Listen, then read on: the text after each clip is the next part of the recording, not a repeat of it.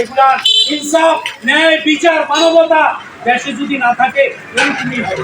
আমরা যদি মনে করি চরমোনাই পীর এবং তার অঙ্গ সংগঠনের আলেমদের উদ্যোগে বন্যার্ত ক্ষতিগ্রস্ত পরিবারের নিকট ত্রাণ বিতরণ করেন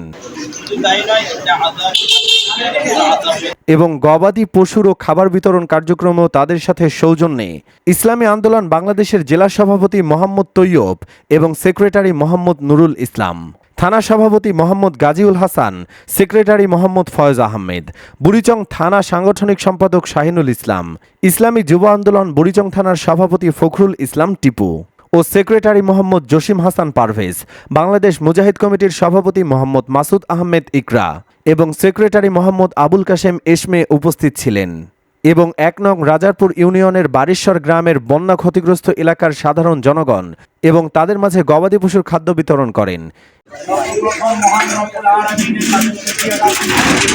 এবং বারিশ্বর গ্রামবাসীকে আশ্বস্ত করেন বন্যার ক্ষতিগ্রস্ত মানুষের পাশে ঘর আসবাবপত্র মেরামতের জন্য তারা পাশে থাকবেন বলে জানান।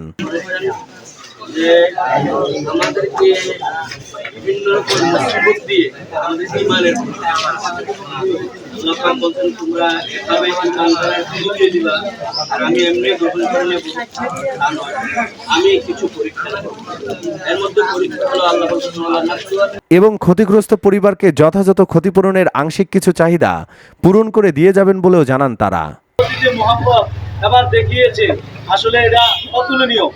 আমি মনে করি আমাদের বারিশ্বর গ্রাম আগামী পশ্চিম থানাতে। গোলাম কিবরিয়া, কুমিল্লা ক্রাইম বার্তা।